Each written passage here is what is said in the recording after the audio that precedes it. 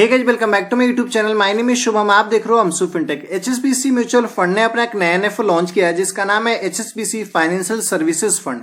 तो आज की इस वीडियो में इस एनएफओ के बारे में कंप्लीट डिटेल बताएंगे। उसके बाद बताएंगे कि इस एनएफओ में आपको इन्वेस्टमेंट करना चाहिए या नहीं करना चाहिए, किसको करना चाहिए किसको नहीं करना चाहिए, कितने टाइम के लिए करना चाहिए और कितना रिटर्न आपको एक्सपेक्टेशन रखनी चाहिए। सारी जानकारी देने वाला हूं, तो वीडियो को लास्ट से जरूर देखना। तो चलिए सबसे पहले इस एनएफओ का ओवरव्यू देख लेते हैं। इस फंड का नाम है एचएसबीसी फाइनेंशियल सर्विसेज फंड। ये जो फंड है एक ओपन एंड फंड है, इंडेक्स कैटेगरी का फंड है। इस फंड का एनएफओ आ रहा है 6 फरवरी 2025 को, क्लोज हो जाएगा 20 फरवरी 2025 को।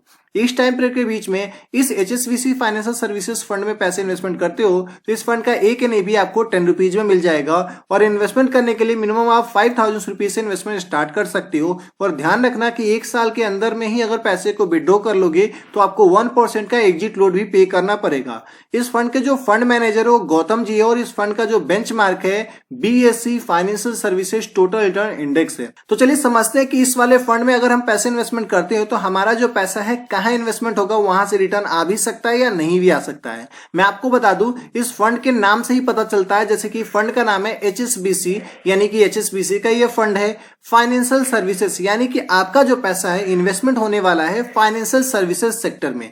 यानी फाइनेंशियल सर्विसेज सेक्टर होता क्या है, जितने भी इंडिया के अंदर में जो बैंकिंग है या एनबीएफसी है उनके जो स्टॉक है उसी में आपका पैसा इन्वेस्टमेंट होगा। चाहे वो एचडीएफसी हो, आईसीआईसीआई हो, यस बैंक हो, एक्सिस हो, पीएनबी हो, एसबीआई हो, जितने भी बैंक्स के स्टॉक है उसमें आपका पैसा इन्वेस्टमेंट होगा। तो ये बात तो आपको समझ में आ गया होगा कि आपका जो पैसा है कहाँ इन्वेस्टमेंट होगा। तो चलिए अब हम बताते हैं कि आप अगर इस वाले फंड में इन्वेस्टमेंट करते हो तो कितना रिटर्न आपको एक्सपेक्टेशन रखनी चाहिए। और ये जो फंड है, ऐसे मार्केट में बहुत सारे फंड है, तो कैसा रिटर्न दिया है, दिया भी है नहीं दिया है, ये सारी जानकारी। उससे पहले बता दूं कि अगर आप चैनल पे नए हो तो प्लीज चैनल को सब्सक्राइब करके बगल के बेल आइकन जरूर दबा लेना, क्योंकि इस चैनल पे हम आपके लिए बैंकिंग से related video back to back लेकर आते हैं। इतना ही नहीं, एसबीआई का भी एक नया फंड आया है जिसका नाम है एसबीआई आईटी इंडेक्स फंड, जिसके बारे में कंप्लीट रिव्यू मैंने अपने दूसरे चैनल टेक भी शुभम पे अपलोड किया है। तो जल्दी से जाकर उस वीडियो को भी देख लो और उस चैनल को भी सब्सक्राइब कर लेना, क्योंकि इस चैनल पे हम आपके लिए पर्सनल फाइनेंस, बैंकिंग और म्यूचुअल फंड से related video back to back लेकर आते हैं।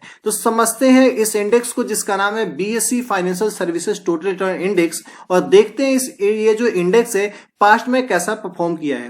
मैं आपको एक ही साइड में बता देता हूं कि ये जो जितने भी फाइनेंशियल सर्विसेज के स्टॉक होते हैं, चाहे वो एचडीएफसी हो, आईसीआईसीआई हो, एक्सिस हो, चाहे आप एसबीआई हो, जितने भी एनबीएफसी के स्टॉक है या जितने भी बैंकिंग के स्टॉक है, उस सभी का एक इंडेक्स है जिसका नाम है बीएससी फाइनेंशियल सर्विसेज इंडेक्स। ये बॉम्बे स्टॉक एक्सचेंज का जो है इंडेक्स है। तो ये जो इंडेक्स है के रिटर्न को हम देखते हैं, तो ये जो इंडेक्स लास्ट के 3 मंथ में अगर रिटर्न देखोगे लास्ट के 3 मंथ का, तो -4.01% का रिटर्न दिया हुआ है। लास्ट के 1 ईयर का रिटर्न देखोगे तो 8.22% का रिटर्न दिया हुआ है। लास्ट के 3 ईयर में 9.99% का रिटर्न दिया हुआ है। लास्ट के 5 ईयर में 10.06% का रिटर्न दिया हुआ। लास्ट के 10 ईयर में 9.91% का रिटर्न दिया हुआ है।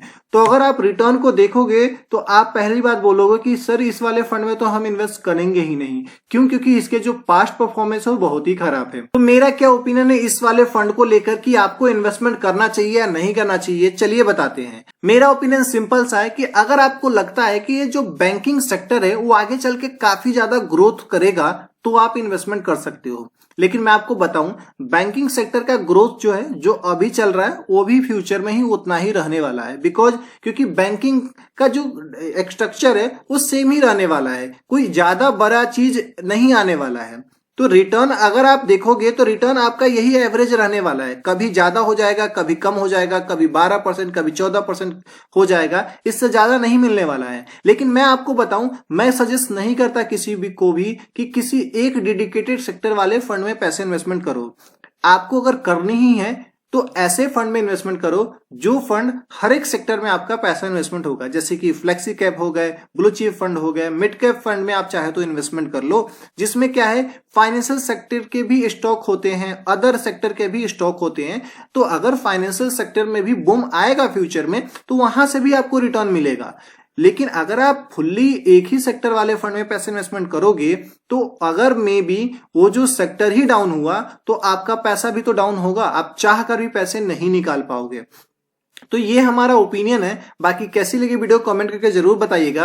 वीडियो अच्छा लगा हो वीडियो को लाइक कीजिए, चैनल पे नए हो चैनल को सब्सक्राइब कीजिए। मिलेंगे इस तरह के नेक्स्ट वीडियो में, तब तक के लिए धन्यवाद। Stay safe, take care.